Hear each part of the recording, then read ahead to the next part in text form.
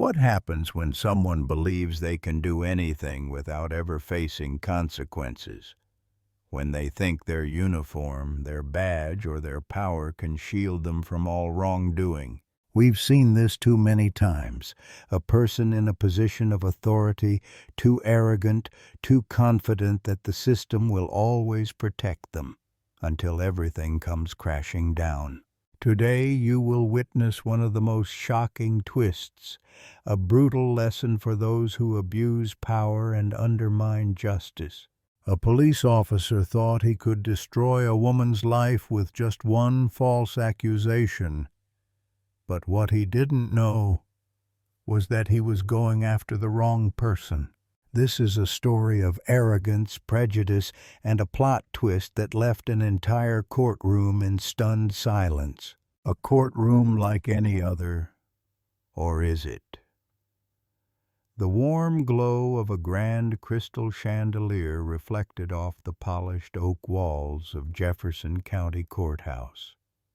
The courtroom was massive, exuding an overwhelming sense of authority and power.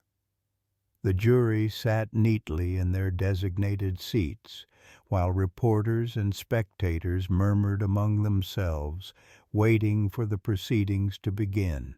At the highest seat in the room, overseeing everything, was Judge Malcolm Carter. He sat with a composed demeanor, his eyes sharp, quietly observing every movement in the room. Then the door swung open. All eyes turned as Officer Bradley Cooper entered. He was a white man in his 40s, his police uniform crisp and pressed to perfection, his badge gleaming like he had polished it just that morning.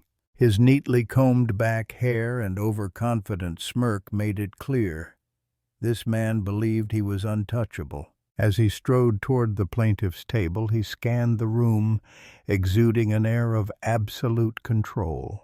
Then his gaze settled on the defendant's table. Sitting there, calm and composed, was a black woman in her early 30s. She was dressed in a sleek black suit, her hair neatly tied back. Her posture was upright, unwavering, and her eyes sharp, observant, but not fearful. But the contrast between the two was stark. One was drunk on power, believing he controlled the game. The other was prepared for battle, knowing the truth was on her side. But in the end, only one of them would walk out of this courtroom with their dignity intact. The courtroom grew silent. Then came the sharp sound of the gavel. Clack! Court clerk. This trial between Officer Bradley Cooper and the defendant Naomi Carter is now in session. A few murmurs rippled through the courtroom. Bradley allowed himself a small smirk of satisfaction. He relished this feeling, the power to control someone's fate with just his words. He stood up, adjusted his tie, then took the witness stand. He cleared his throat before speaking, his voice dripping with false righteousness. Your Honor, I am here today to defend justice. This defendant is a troublemaker, a criminal who assaulted me when I simply asked her to present identification during a routine stop. He scanned the jury, ensuring that his words landed exactly how he wanted.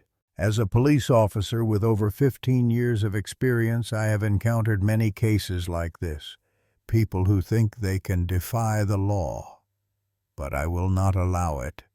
I conducted myself professionally, following proper procedure. I did nothing wrong. Pausing briefly, he glanced at Naomi, expecting to see fear or desperation, but there was none. She sat there watching him, her expression unreadable. This irked him. So, he continued, raising his voice slightly, I followed the law. I ordered her to comply, but she refused, insulted me, and ultimately became aggressive. A few members of the jury nodded slightly, while others remained expressionless. Then Bradley delivered the final blow, the statement he believed would cement his victory. A law-abiding citizen does not act like that. She not only disrespected the law, but she also posed a threat to my safety. Such behavior must be punished. Silence. It seemed like he had control over the room. He took a deep breath, feeling triumphant already. But then Naomi stood up. Naomi strikes back. Slowly, she walked toward the witness stand. Every eye in the room followed her. When she spoke, her voice was calm but firm. "Everything that Officer Cooper just said is a complete lie." Murmurs filled the room. Bradley narrowed his eyes. He did not like this confidence. Naomi opened her briefcase, pulling out a thick stack of documents. "I have evidence proving that I did not do anything he accused me of." She placed a small USB drive on the evidence table before looking directly at the jury. "On this drive is footage from a street surveillance camera capturing the entire incident. Additionally, I have eyewitness testimonies from 2 people who were present at the scene." Bradley clenched his jaw. This was not what he expected, but he still wasn't worried. He scoffed, crossing his arms. "Oh, really? A video? Something that could be doctored? Witnesses who could be coached?" Naomi didn't flinch. "I was the victim that night. You were the one who threw me to the ground, threatened me with your weapon, and fabricated an excuse to justify your actions." Every eye in the courtroom turned toward Bradley. A few jury members exchanged glances. For the first time, a hint of doubt was creeping in. But Bradley wasn't ready to lose. He let out a dry laugh before speaking. "You can say whatever you want, but who are you?" "A nobody. A black woman with no influence. Meanwhile, I am a police officer. Who do you think they will believe?" The room fell silent. Several jurors shifted uncomfortably in their seats. Some members of the audience furrowed their brows, clearly displeased with his words. And from the judge's bench, Judge Malcolm Carter clenched his jaw. But he remained silent. Not yet. Because the real battle was only just beginning. The tension rises. Bradley's words still hung in the air like a foul stench. "You can say whatever you want, but who are you?" "A nobody. A black woman with no influence. Meanwhile, I am a police officer. Who do you think they will believe?" For the first time since the trial began, the balance of power shifted. But not in the way Bradley had expected. Instead of seeing fear in Naomi's eyes, he saw something else. A sharp glint of calculated patience. That's when he started feeling uneasy. A low murmur began to spread through the courtroom. Some jurors exchanged glances. A few spectators shook their heads. And the cameras were all on him now. Reporters whispered among themselves, their fingers typing furiously on laptops. A few people in the audience subtly pulled out their phones, hitting record. The world was watching. And Bradley? For the first time, he felt it. A small, creeping sense of loss of control. Bradley calls for reinforcements. Realizing that the tide was turning, Bradley acted fast. He turned sharply toward the court clerk, his voice firm. "Your Honor, I request that the court dismiss the defendant's evidence. A video can be edited and eyewitnesses can be coached to lie, but I, a police officer with 15 years of experience, I am the most credible evidence here." A ripple of murmurs ran through the room. Naomi didn't respond yet. She just stood there watching him. That unnerved him, so he doubled down. He turned to the prosecutor's table, his voice louder now. "I also request that we call Officer Daniels to the stand. He was present during the incident and will verify everything I've said." The courtroom doors opened, and a uniformed officer entered. Officer Daniels, a man in his mid-30s, buzz-cut, muscular build, face unreadable. He walked to the witness stand, placed his hand on the Bible, and took the oath. Bradley smirked. He was back in control now. "Officer Daniels, do you recall that day?" Daniels nodded. "Tell the court what happened." Daniels cleared his throat, his voice neutral. "Officer Cooper and I were on patrol. We noticed the defendant acting suspiciously, so we asked for identification. She refused to comply." Bradley allowed himself a small smile. "Go on." Daniels continued. "She became verbally aggressive, then physically resistant. Officer Cooper had to restrain her to maintain public safety." Bradley turned back to the jury, looking smug. "There you have it. This is no longer just my word against hers. This is two police officers versus the word of a suspect. He leaned back, crossing his arms. And let's be honest, we all know who's telling the truth. Then he turned to Naomi, waiting, expecting her to break. But she didn't. She still didn't say a word. And that scared him more than anything. The crowd begins to react. Naomi slowly returned to her table, pulling out another folder. But before she could speak, a voice rang out from the back of the courtroom. "I was there that day. I have video proof that she did nothing wrong." Every head in the room snapped toward the speaker. A middle-aged black man stood up from the gallery, holding up his phone. "I was standing nearby when it happened. I recorded the whole thing." The room exploded. People whispered loudly. Jury members turned to each other, reporters scribbled down notes, and cameras zoomed in on the man. Bradley stiffened. All eyes were back on him. Naomi didn't move. She didn't need to. Bradley's confidence cracked. So he did what any cornered man would do. He attacked. "A cell phone video, really? You think this court will accept some low-quality, possibly edited footage?" The man in the gallery smirked. "Then explain why I also have a certified copy of the city's surveillance footage from that same day." And then he lifted his hand, holding up a USB drive.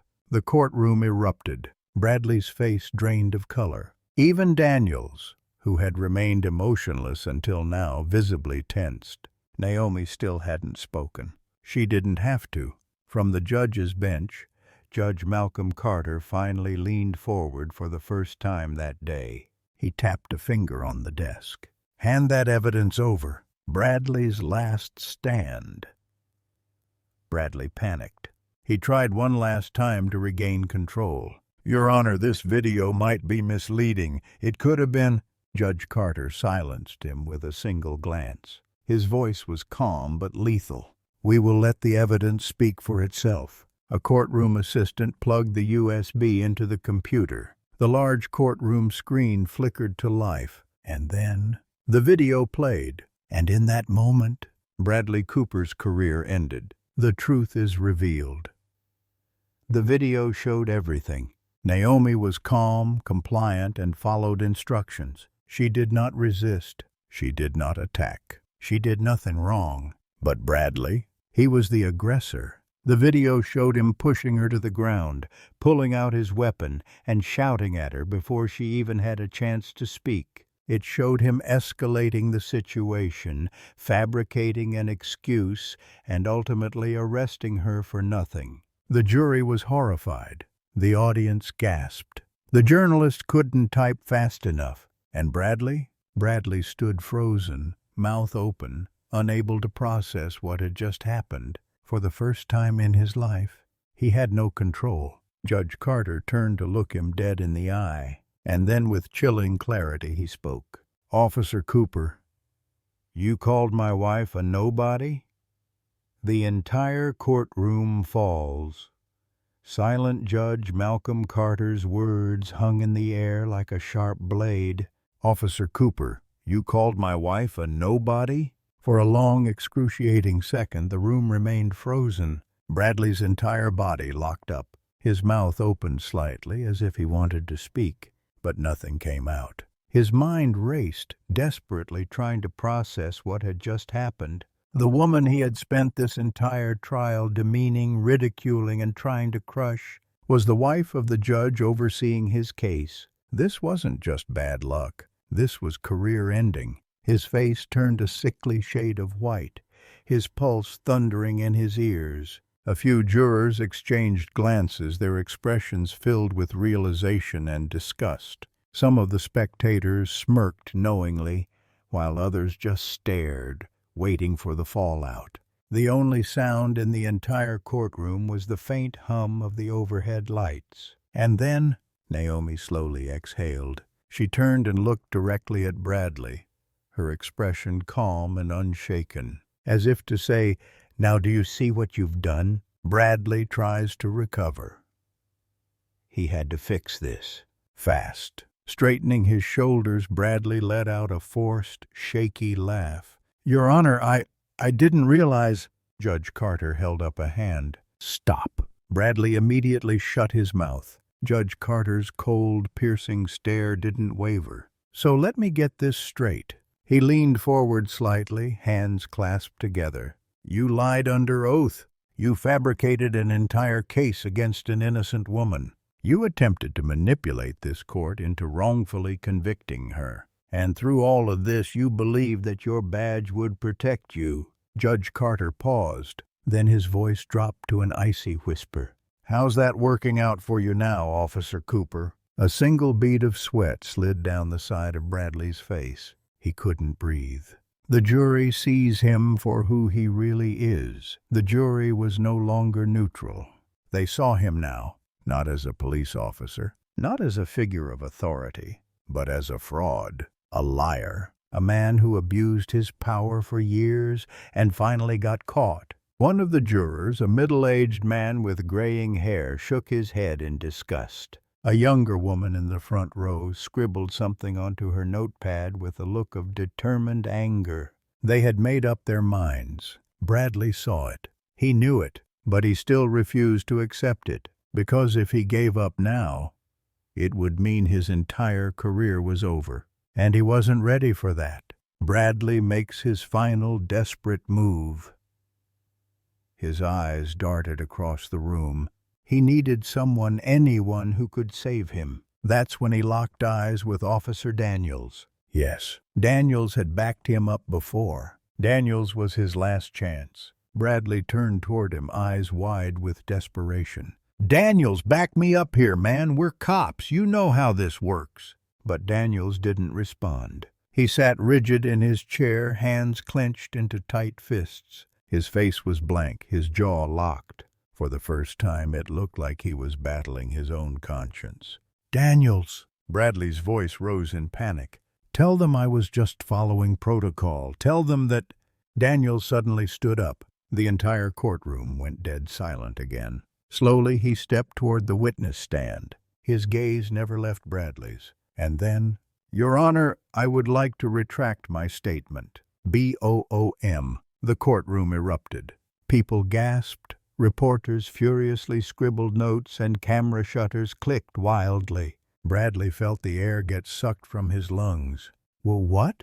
Daniels took a deep breath, then looked directly at Judge Carter. "I was coerced into backing Officer Cooper's false claims. I was told that if I didn't support his version of the story, my career would be in jeopardy." A murmur spread through the room like a rising storm. Daniels turned back to Bradley, his face full of something that looked almost like pity. "I should have spoken up earlier, but I won't stay silent anymore." Bradley's entire body tensed. "Daniels, what the hell are you doing?" Daniels exhaled sharply, then turned back to the judge. "I am telling the truth." Judge Carter nodded slowly. "Noted." Then he looked at Bradley. "Looks like even your own brothers in blue won't protect you anymore." Bradley started shaking. This wasn't happening. It couldn't be happening. But then Judge Carter spoke the words that sealed his fate. "Officer Cooper, I am ordering your immediate arrest on charges of perjury, obstruction of justice, and abuse of power." The room exploded in noise. Bradley's world collapsed. Two uniformed officers approached him, reaching for their handcuffs. No, you can't do this to me. I'm a cop. Clank! The cold steel of handcuffs locked around his wrists. The courtroom audience roared with approval. Some clapped, some laughed, some just watched in stunned disbelief, seeing for the first time a man who had terrorized so many people finally face real justice. Naomi's victory. As Bradley was dragged toward the exit, he thrashed one last time. He turned to Naomi, his eyes wild and furious. "You think this is over?" Naomi tilted her head slightly. "No, Officer Cooper." She gave him one last piercing stare. "I think this is just the beginning." Bradley's rage twisted into fear, because deep down he knew she was right. The doors slammed shut behind him. The courtroom erupts in chaos. The doors slammed shut behind Bradley, but the shock waves of his downfall still rippled through the courtroom. Reporters scrambled to type. Spectators murmured and gasped. Even some members of the jury shook their heads in disbelief. Just moments ago, Officer Bradley Cooper sat on that witness stand, thinking he was untouchable. Now, he was in handcuffs, being dragged out of the very courtroom where he had tried to manipulate justice. But this wasn't over yet, because as much as Bradley thought he had hit rock bottom, he still had further to fall. The cameras capture everything. The moment Bradley was led out, every news outlet covering the trial exploded with headlines. Breaking news: police officer arrested in court after lying under oath. Scandal in Jefferson County. Corrupt cop exposed in front of judge. His own victim's husband. #Bradley Cooper. Justice trends #1 as people demand accountability. Social media was on fire. Twitter, Facebook, YouTube, every platform was flooded with clips from the trial. One particular video went viral in minutes. "You called my wife a nobody?" People replayed the moment over and over, dissecting every second of Bradley's stunned reaction. Comments poured in. "I got chills when the judge said that. Absolute karma. This is why we record everything. Cops like him have been getting away with this for too long. I need this made into a full movie." It wasn't just a courtroom scandal anymore. It was a national event, and Bradley's fall from grace had only just begun. The police department scrambles for damage control. Meanwhile, at Jefferson County Police Department, the atmosphere was pure chaos. Inside the chief's office, a crisis meeting was underway. At the head of the table sat Police Chief Dawson. His face was stone cold, but the tension in his clenched jaw spoke volumes. Around him sat a group of senior officers and attorneys, all frantically whispering among themselves. The giant flat-screen TV on the wall played a news broadcast covering Bradley's arrest on repeat. In a shocking turn of events, Officer Bradley Cooper has been arrested and stripped of his badge following his attempts to falsely incriminate an innocent black woman. Dawson rubbed his temples, his patience wearing thin. "Enough, we need to act now." An officer cleared his throat. "Sir, the public is demanding an internal investigation. If we don't act fast, we'll look like we were complicit." Dawson exhaled sharply. "Fine. Start a full audit of every case Bradley Cooper handled in the past 10 years. If we find any other signs of misconduct, I want them reported immediately." Another officer hesitated before speaking. "Sir, what if we find more officers involved?" Dawson's expression darkened. "Then we clean house." For years, cops like Bradley Cooper had operated unchecked. But now the world was watching, and justice was finally coming for them. Bradley's last chance for redemption. Gone. While the department scrambled, Bradley sat alone in an interrogation room at the courthouse. His wrists still cuffed, his breathing shaky. He wasn't supposed to be here. He was supposed to be the one in charge, the one giving orders, and yet here he was. The door creaked open. A lawyer in a navy suit stepped inside, briefcase in hand. Bradley sat up eagerly, convinced his legal team was here to save him. "Thank God. Get me out of these cuffs. We have to." The lawyer held up a hand. "Mr. Cooper, let's be clear about something." He dropped a folder on the table, flipping it open. Inside, a stack of allegations, dozens of complaints, lawsuits, and accusations against him. Bradley swallowed hard. This is all fake, lies." The lawyer tilted his head. "Is it?" Bradley clenched his fists. "Look, I made a mistake, but I'm a good cop. I can fix this." The lawyer's expression didn't change. "No, Mr. Cooper, you can't." He slid another document forward. Bradley recognized it instantly. his official termination notice. As of this morning, you have been permanently dismissed from the police force. His vision blurred. This couldn't be real. What about my pension, my benefits? The lawyer sighed. Revoked. You will also be facing criminal charges. The walls felt like they were closing in on him. No, I can't. The lawyer packed up his briefcase. Good luck, Mr. Cooper. You're going to need it. The door slammed shut, and for the first time in his life, Bradley had no one left to call. Naomi walks out a free woman and stronger than ever. Back inside the courtroom, Naomi Carter stood tall.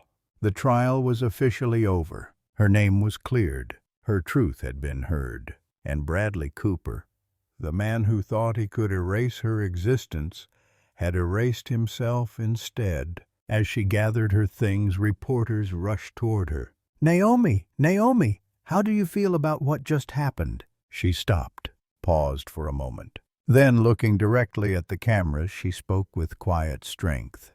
I don't feel anything for Bradley Cooper.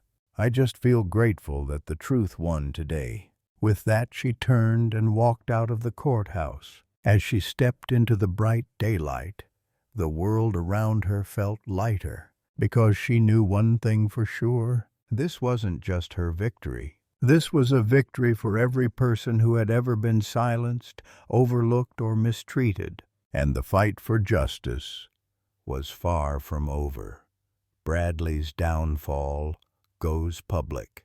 The very next morning, the scandal exploded across every media platform. Breaking news. Disgraced police officer faces criminal charges after courtroom meltdown. Social media erupts. Officer Bradley Cooper exposed in front of millions. Jefferson County under fire.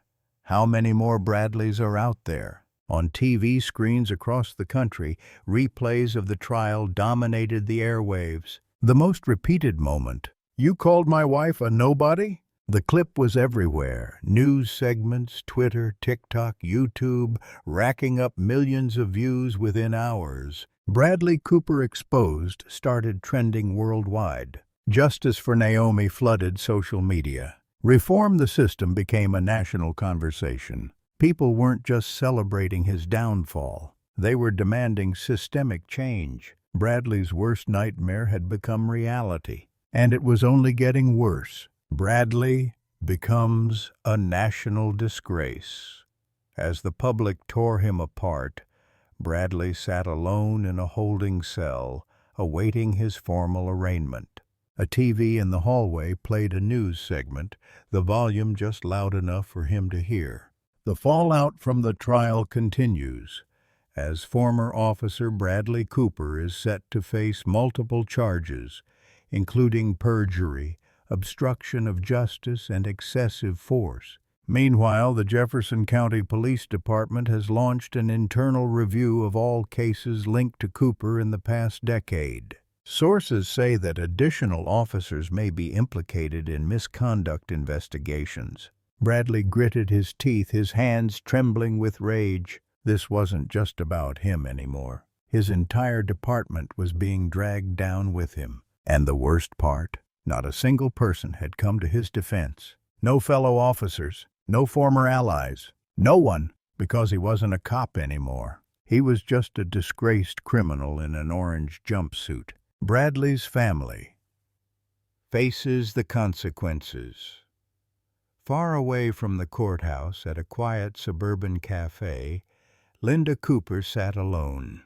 Bradley's wife, or at least she used to be. She stirred her coffee absent-mindedly, staring at her phone screen, where hundreds of missed calls, messages, and news alerts flashed. Linda, have you seen what's happening? Jesus Christ. You need to distance yourself from him ASAP. Is it true your kids were pulled out of school? Her hands shook slightly as she scrolled. She had spent years believing her husband was a good man. But now? The entire world had turned against him, and by extension, against her. She lifted her phone again and opened a new message. It was from her lawyer. Linda, we need to discuss finalizing the divorce papers. Call me back. Linda took a deep breath. Then she put her phone down and finally let go of the life she had once known. Naomi becomes a symbol of justice. While Bradley's world crumbled, Naomi Carter's world transformed overnight. She wasn't just a lawyer who won a case anymore. She had become a movement. Naomi, your strength has inspired so many. We'd love to have you as a speaker at our Justice Reform Conference. We are starting a foundation for victims of police misconduct. Would you consider leading the board? You have no idea how many people you've given hope to. Her inbox overflowed with messages of support. Her name was plastered across headlines. The woman who took down a corrupt cop and changed the system. Naomi Carter, the face of modern justice. What's next for the lawyer who defied the odds? But for Naomi, this was never about fame. It was about justice. And as she looked out at the messages, the opportunities, the people she could help, she realized that this was only the beginning. Jefferson County PD tries to save face. Meanwhile, inside the Jefferson County Police Headquarters, a crisis meeting was in full swing. Chief Dawson stood at the front of the room, surrounded by high-ranking officials, attorneys, and PR representatives. The department was under siege, and they knew it. A massive internal audit was now underway, digging through years of records, complaints, and cover-ups. And the worst part? They were finding a lot more Bradleys. An attorney spoke first. We're already looking at lawsuits stacking up against the department. If we don't act fast, we're talking millions in settlements. A PR representative shook her head. This scandal has completely destroyed public trust. If we don't fire the officers involved, we'll never recover. Chief Dawson took a deep, measured breath. Then he spoke firmly. We do what needs to be done. We fire every officer tied to misconduct. We reopen every case that Cooper touched. And we make it clear, this department will no longer protect bad cops. The room fell silent, because everyone knew what this meant. The old system was officially dead. Bradley's final consequence: prison time. 3 months later, Bradley Cooper stood in front of a judge once more. But this time, there was no uniform, no badge, no authority. Just a man in an orange jumpsuit, chains around his wrists, standing before a court that he no longer controlled. Judge Malcolm Carter, the same man he had once tried to deceive, now held his fate in his hands. Bradley held his breath, waiting for the sentence. Then Carter spoke. Bradley Cooper, you have been convicted of perjury, obstruction of justice, and excessive force. In addition, due to your history of misconduct and the damage you have caused, I am issuing the maximum sentence allowed by law.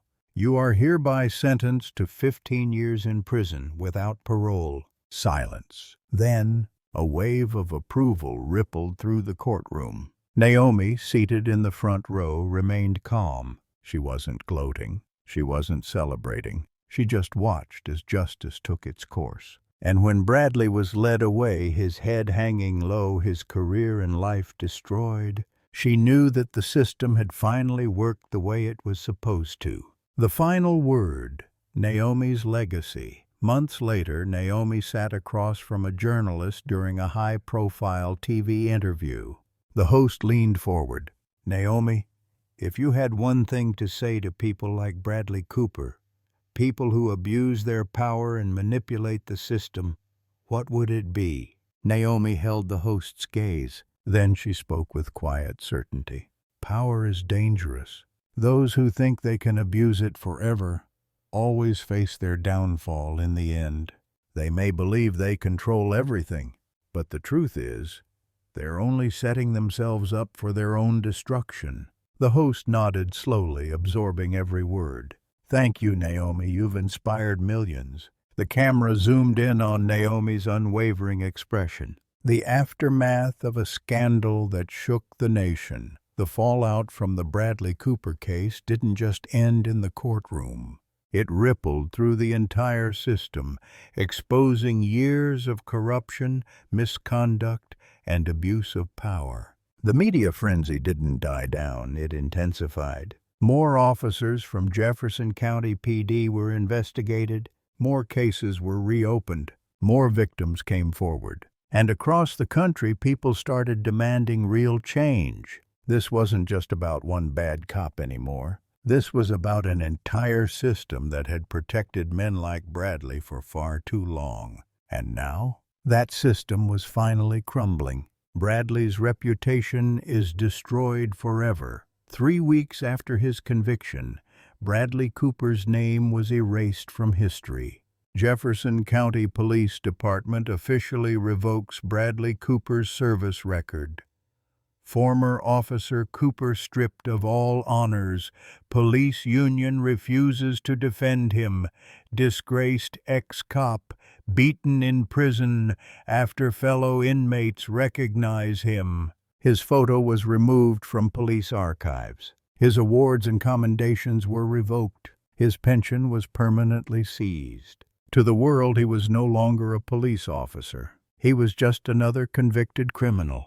And inside prison, the inmates knew exactly who he was: a former cop, a man who had lied, abused his power, and destroyed innocent lives. And now, he was just another inmate, defenseless, abandoned, and forgotten. Bradley's family cuts all ties. Far from the prison walls, Linda Cooper signed the last page of her divorce papers. Her marriage was officially over. She had moved away, changed her name, and tried to rebuild her life. She never visited Bradley in prison, neither did their children. To them, he was dead. The moment he chose corruption over integrity, he had lost them forever. Naomi's career skyrockets. While Bradley's life spiraled into ruin, Naomi Carter's life transformed completely. She was no longer just the woman who stood her ground in a courtroom. She was now a national symbol of resilience and justice. Naomi Carter, named one of Time magazine's 100 most influential people. Carter Law Firm expands, offers free legal services for victims of police misconduct. Naomi Carter to speak at the National Justice Reform Summit. Her law firm grew exponentially. People who had been silenced for years now had a voice because they had someone fighting for them. She wasn't just winning cases, she was changing the system. The Jefferson County Police Department is forced to change. The scandal at Jefferson County PD didn't just end with Bradley's conviction. It forced an entire department to face the truth. Following months of investigations, the police chief resigned. Multiple officers were fired, and in a historic shift, the department was forced to implement major reforms. Body cameras made mandatory for all officers. Civilian Oversight Committee established to investigate police misconduct. Independent legal review of every excessive force complaint in the past decade. For years, people had demanded change, and for the first time, they were finally getting it. The final verdict: Bradley faces his fate. 1 year later, in a high-security prison, Bradley Cooper sat alone in his cell. His hair was shaved short, his body thinner, his face hardened. This wasn't the man who once walked into court with a smug smile and a shiny badge. This was just another prisoner lost in the system. One morning, a guard stopped by his cell. "Cooper, you got a letter." Bradley frowned. No one had sent him mail in months. Curious, he took the envelope, tore it open, and began reading. The letter was brief, just a few sentences, but when he reached the last line, his hand shook. "Power is dangerous. You thought it made you untouchable, but in the end it was the very thing that destroyed you." No signature, but Bradley didn't need one. He knew exactly who had sent it. Naomi Carter. He gripped the paper so hard it crumpled in his fist. His jaw clenched, his teeth grinding together. But there was nothing he could do, because he was no longer Officer Bradley Cooper. He was just a man in a cage, serving a sentence he could never escape. Naomi's final words on the case. Months later, Naomi Carter sat in a television studio facing a well-known interviewer. The bright light shone down on her, but she remained calm and composed as always. The interviewer leaned forward. "Naomi, after everything you've been through, what is the most important lesson people should take away from this case?" Naomi thought for a moment. Then she spoke. "The most dangerous thing in this world isn't violence, it's power without accountability. People like Bradley Cooper think they can abuse it forever, but power isn't permanent, and the moment they believe they're untouchable, that's when their downfall begins." The interviewer nodded, impressed. "And if you could say one last thing to Bradley Cooper, what would it be?" Naomi looked directly into the camera. "Nothing. He doesn't deserve my words." The end. Final message of the story. Justice always prevails. No one is above the law. When power is unchecked, it destroys the very people who abuse it.